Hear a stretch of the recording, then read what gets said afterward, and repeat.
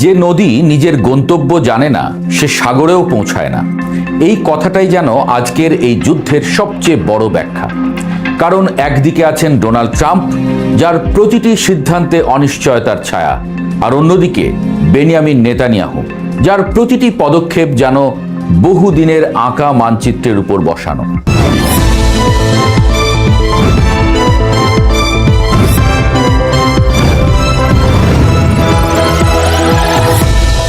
বিশ্ব রাজনীতির মঞ্চে আজ যে নাটক চলছে, সেখানে চরিত্র অনেক, সংলাপ অনেক, কিন্তু কাহিনী যেন এক অদৃশ্য সুতোয় বাঁধা। ইরান ইসরায়েল যুদ্ধকে আমরা অনেকেই দেখি শুধুমাত্র একটি আঞ্চলিক সংঘাত হিসেবে, কিন্তু একটু গভীরভাবে তাকালে বোঝা যায় এটি আসলে বহুদিন ধরে পুঞ্জীভূত এক বৃহত্তর পরিকল্পনার বহিঃপ্রকাশ, যেখানে কেউ অনিশ্চিত, কেউ দ্বিধাগ্রস্ত, আবার কেউ অত্যন্ত স্পষ্ট লক্ষ্য নিয়ে এগিয়ে যাচ্ছে। এই যুদ্ধের ময়দানে দাঁড়িয়ে যদি আমরা তিনটি নাম উচ্চারণ করি, ডোনাল্ড ট্রাম্প, বেনিয়ামিন নেতানিয়াহু এবং নরেন্দ্র মোদী, তাহলেই যেন পুরো গল্পের কাঠামো স্পষ্ট হতে শুরু করে। প্রথমেই আসি ট্রাম্পের কথায়। এই যুদ্ধের সবচেয়ে অদ্ভুত চরিত্র সম্ভবত তিনি। কখনো কঠোর ভাষা, কখনো যুদ্ধবিরতির আহ্বান, আবার কখনো সম্পূর্ণ নীরবতা। সব মিলিয়ে তার অবস্থান যেন এক চলমান ধাঁধা। মনে হয় তিনি নিজেই জানেন না পরবর্তী পদক্ষেপ কি হবে। তার সিদ্ধান্তগুলো অনেকটা সময়, চাপ ও পরিস্থিতির উপর নির্ভরশীল, যেন একজন জুয়ারি যিনি টেবিলে বসে আছেন কিন্তু কার্ড খুলবেন কিনা সেই সিদ্ধান্ত নিতে পারছেন না। অন্যদিকে নেতানিয়াহু ঠিক তার বিপরীত। তিনি কোনো তাড়াহুড়ো করেন না, কিন্তু প্রতিটি পদক্ষেপ হিসাব করে ফেলেন বহু আগেই। তার রাজনীতি তাৎক্ষণিক নয়, বরং দীর্ঘমেয়াদী। এই যুদ্ধের ভেতরে তার যে লক্ষ্য, তা শুধু ইরানকে দুর্বল করা নয়, বরং পুরো মধ্যপ্রাচ্যের শক্তির ভারসাম্য বদলে দেয়া।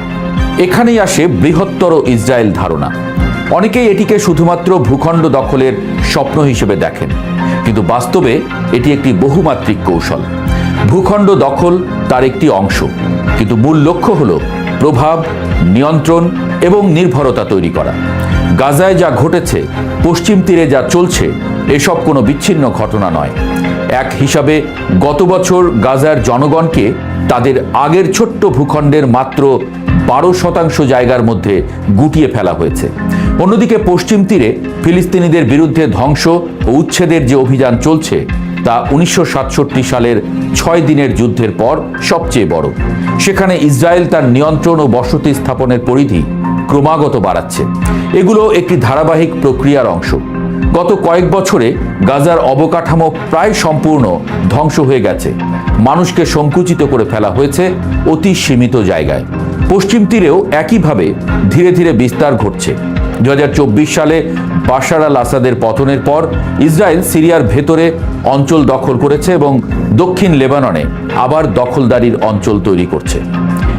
ইসরায়েলের সরকারে থাকা রিলিজিয়াস জায়োনিজম এবং জিউস পাওয়ার গোষ্ঠীর মন্ত্রীরা এবং লিকুদ দলের সংসদ সদস্যরা প্রকাশ্যে লেবাননে ইসরায়েলের সার্বভৌমত্ব ও বসতি স্থাপনের দাবি তুলেছেন। অর্থমন্ত্রী বেজালেল স্মোট্রিচ ইসরায়েলকে দামেস্ক পর্যন্ত বিস্তৃত করার কথা বলেছেন। নেতানিয়াহু নিজেও এই ধারণার সঙ্গে নিজের গভীর সংযোগের কথা জানিয়েছেন। তবে এই প্রেক্ষাপটে ইরান একটি বড় বাধা। কারণ ইরান শুধু একটি দেশ নয়, এটি একটি প্রতিরোধের প্রতীক, একটি ভারসাম্য রক্ষাকারী শক্তি। তাই ইসরায়েলের কৌশলগত চিন্তায় ইরানকে দুর্বল করা অত্যন্ত গুরুত্বপূর্ণ। যুদ্ধ শুরু হওয়ার আগেই নেতানিয়াহু যে পরিকল্পনার ইঙ্গিত দিয়েছিলেন, তা আরও বিস্ময়কর। নরেন্দ্র মোদীর সঙ্গে বৈঠকে তিনি যে ষড়ভুজ জোটের কথা বলেন, সেটি শুধু একটি সামরিক জোট নয়, এটি একটি ভূরাজনৈতিক কাঠামো।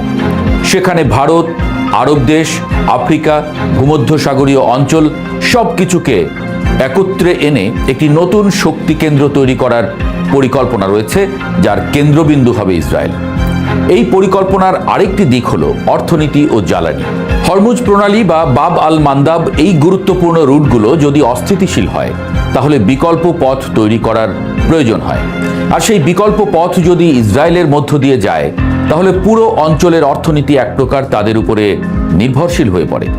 এখানেই বোঝা যায় যুদ্ধ শুধু যুদ্ধ নয়, এটি একটি অর্থনৈতিক এবং কৌশলগত পুনর্গঠনের প্রক্রিয়া। কিন্তু প্রশ্ন আসে, এই যুদ্ধ কি সত্যিই ইসরায়েল যুক্তরাষ্ট্রের যুদ্ধ, নাকি এর পেছনে আরো গভীর বাস্তবতা আছে। অনেক বিশ্লেষকের মতে এটি মূলত একটি ইসরায়েলি যুদ্ধ, যেখানে যুক্তরাষ্ট্রকে ব্যবহার করা হচ্ছে। যুক্তরাষ্ট্রের ভেতরেই এই যুদ্ধের বিরুদ্ধে ব্যাপক বিরোধিতা রয়েছে। সাধারণ মানুষ, এমনকি রাজনৈতিক মহলের একটি বড় অংশ এই সংঘাতকে সমর্থন করে না। কিন্তু আন্তর্জাতিক রাজনীতিতে বাস্তবতা অনেক সময় জনমতের চেয়ে ভিন্ন পথে চলে। লবি, মিডিয়া, কৌশল সব মিলিয়ে একটি নির্দিষ্ট বয়ান তৈরি করা হয়, যাতে যুদ্ধকে একটি যৌথ উদ্যোগ হিসেবে দেখানো যায়। এই জায়গায় ট্রাম্পের ভূমিকা আবারও গুরুত্বপূর্ণ হয়ে ওঠে। তিনি হয়তো নিজে এই যুদ্ধের মূল পরিকল্পনাকারী নন, কিন্তু পরিস্থিতির চাপে তিনি এমন এক অবস্থানে চলে গেছেন যেখানে তার বিকল্প পথ খুব সীমিত। অন্যদিকে নেতানিয়াহু বহুদিন ধরেই এই সংঘাতের প্রস্তুতি নিচ্ছিলেন। তার জন্য এটি কোনো আকস্মিক সিদ্ধান্ত নয়, বরং বহু বছরের পরিকল্পনার বাস্তবায়ন। এই পুরো প্রক্রিয়ার মধ্যে সবচেয়ে উদ্বেগজনক বিষয় হল স্থায়ী যুদ্ধের মানসিকতা। ইসরায়েলের রাজনৈতিক ও সামরিক কাঠামোর মধ্যে এমন একটি ধারণা তৈরি হয়েছে যেখানে যুদ্ধকে একটি অব্যাহত প্রক্রিয়া হিসেবে দেখা হয়। কিন্তু ইতিহাস আমাদের একটি জিনিস শিখিয়েছে, অতিরিক্ত বিস্তার সবসময় ঝুঁকিপূর্ণ। একটি রাষ্ট্র যত বেশি নিয়ন্ত্রণ বাড়ানোর চেষ্টা করে, তত বেশি প্রতিরোধের মুখোমুখি হয়। ইরান এই প্রতিরোধের একটি কেন্দ্রবিন্দু, কিন্তু একমাত্র নয়। পুরো অঞ্চলের মানুষ, বিভিন্ন গোষ্ঠী, এমনকি আন্তর্জাতিক মহল সব মিলিয়ে একটি জটিল প্রতিক্রিয়া তৈরি হতে পারে। তাই এই যুদ্ধের ভবিষ্যৎ অনিশ্চিত। যুদ্ধবিরতি হতে পারে, আবার ভেঙেও যেতে পারে। আলোচনায় সবাই ফিরতে পারে, আবার হঠাৎ করে সংঘাত তীব্র হয়ে উঠতে পারে। কিন্তু একটি বিষয় স্পষ্ট, এই যুদ্ধ শুধুমাত্র বর্তমানের জন্য নয়, এটি ভবিষ্যতের জন্য একটি নতুন মানচিত্র আঁকার চেষ্টা।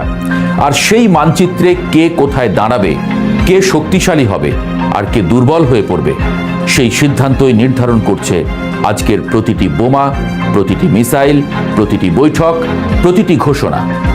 শেষ পর্যন্ত এই যুদ্ধ কবে শেষ হবে তার উত্তর হয়তো এখনো কারো কাছে নেই। কিন্তু এতটুকু বলা যায়, এটি শুধুমাত্র একটি যুদ্ধ নয়, এটি একটি দৃষ্টিভঙ্গির লড়াই, একটি আধিপত্যের লড়াই এবং একটি ভবিষ্যৎ নির্মাণের লড়াই।